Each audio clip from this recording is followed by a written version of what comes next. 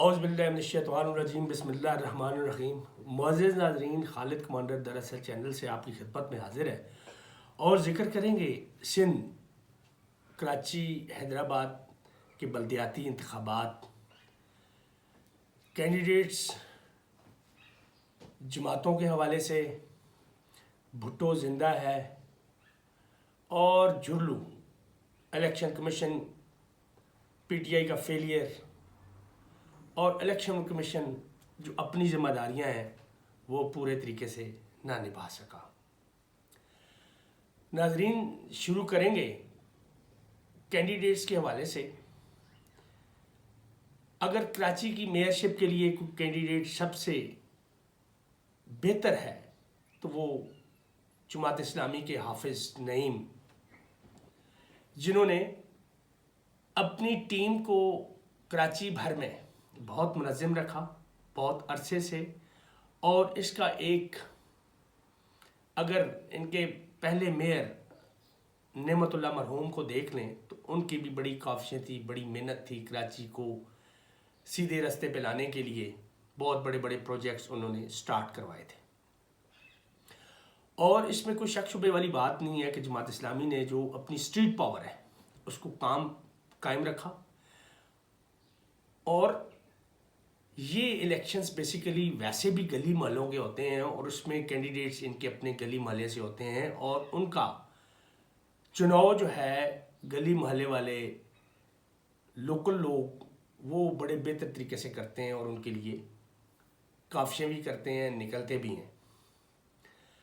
तो अगर मजमूई तौर पे कराची के नतीजे को देखा जाए जो इस वक्त तक आ रहा है तो इसमें जमात इस्लामी ने मैदान मार लिया हुआ है।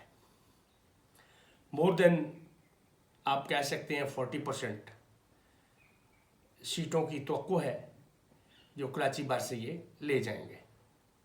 और इसमें कोई शक नहीं है कि जमात इस्लामी और ख़ास तौर पे हाफिज़ नईम ने अपनी टीम को मुतहद रखा। आप देख लें, अदालत कचहरी में भी बड़े मसले मसाइल होते रहे, इलेक्शंस को डिले करने के चक्कर में और बहुत सारे मामलात इसमें चलते रहे। तो हाफिज़ नईम पेश रहे, एहतजाज भी किए, धरने भी दिए, सारा कुछ किया, बहुत मेहनत की उन्होंने।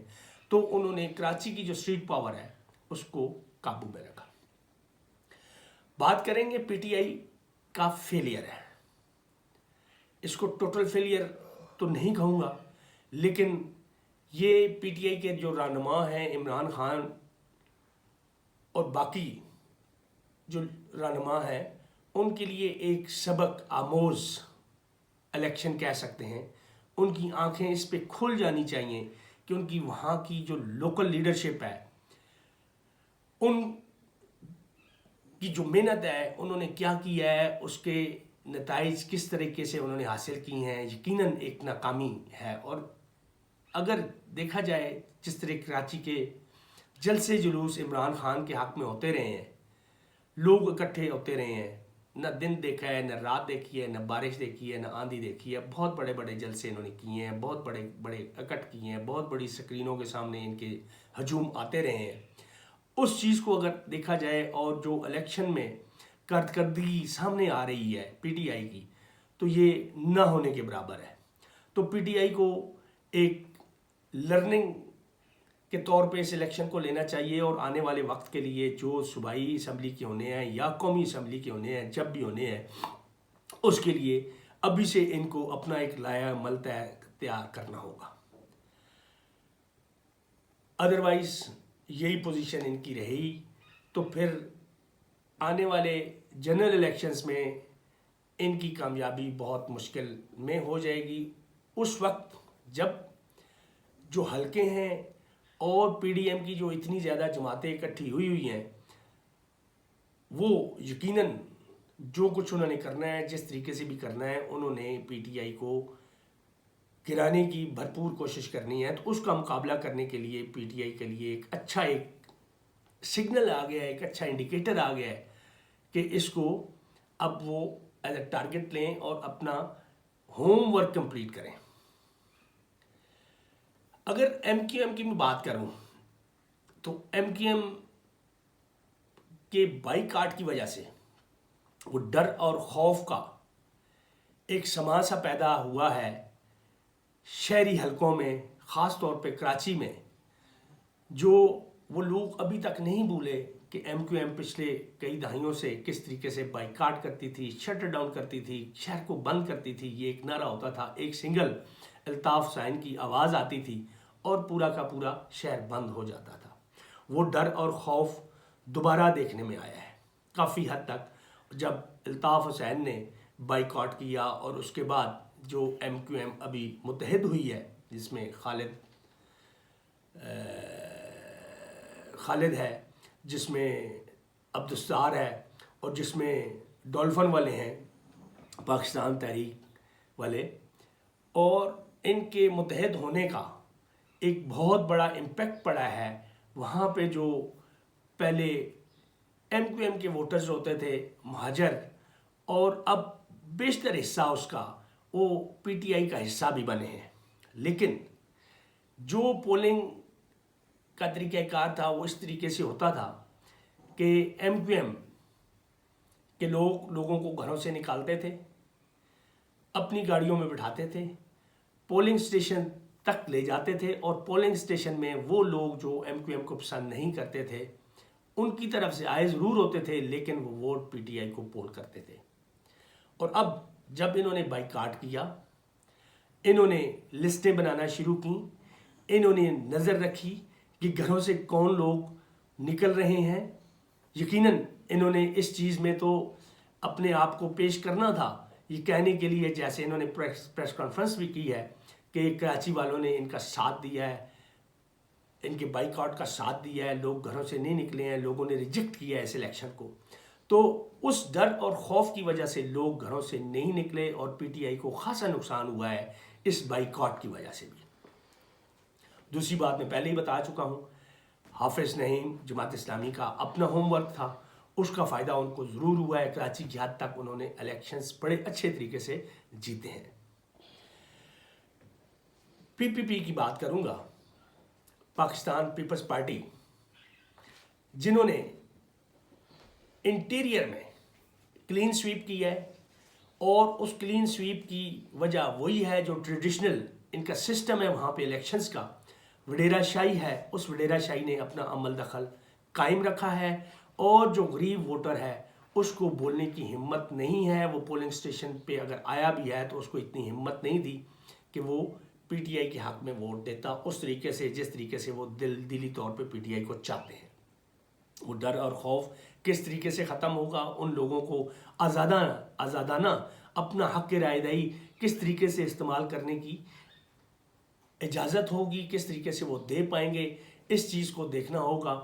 اور اسی طریقے سے اگر پی ٹی آئی نے جیسے ضمنی الیکشن میں پہرا دیا تھا بوگس ووٹنگ کے، دھاندلی کے، تو اس کا پہرا انہوں نے نہیں دیا، بلکہ کچھ مثالیں ایسی آئی ہیں کہ خود اس طرح کی گھرونی کاموں میں یہ ملوث تھے. اور دیکھ لیں کہ ان کے 3 عام رہنما نارملی وہ ایم پی ایز ہیں، اور ان کو گرفتار کیا گیا ہے ٹھپے لگانے میں یا اس طرح کی لڑائی جھگڑے میں، دھونس دھاندلی میں. تو اس طرح کے واقعات اور بھی ہوئے ہیں جس میں پیپلز پارٹی کے لوگ کچھ سلیکٹڈ جگہوں پہ انہوں نے، جہاں پہ یہ تہیہ کیا ہوا تھا کہ یہاں ان جگہوں پہ انہوں نے جیتنا ہے، تو وہاں پہ انہوں نے دھونس دھاندلی کا بھی پوری طریقے سے بندوبست کیا ہوا تھا، وہاں پہ ٹھپے لگانے کا بھی پورا بندوبست تھا. وہاں یقیناً کینڈیڈیٹ جو اس کے انتظامیہ تھی وہ تو سندھ حکومت ہے، وہاں پہ اس کا ایج ان کو ضرور ملا ہوگا. الیکشن کمیشن کا ساتھ بھی تھا، اس کی مدد بھی تھی، سپورٹ بھی تھی. تو پیپلز پارٹی نے ہر جگہ پہ منہ مارنے کی کوشش نہیں کی ہے.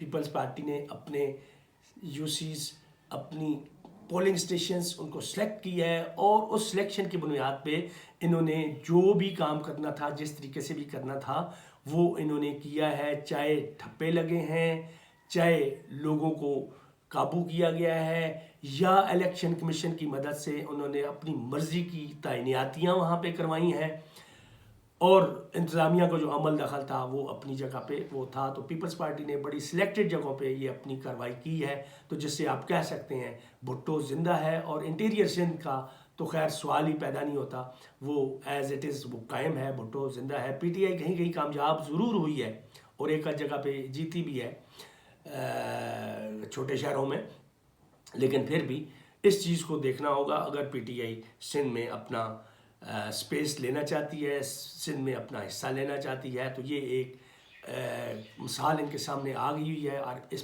اس کو ایز اے ایگزامپل لے کے اس پہ کام کریں، اور پی ٹی آئی والے تبھی جیت سکتے ہیں۔ ادروائز یہ ایک ڈاؤن فال، میں کہتا ہوں کہ پی ٹی آئی کا ایک ڈاؤن فال ہے جس میں ناکامی ہوئی ہے۔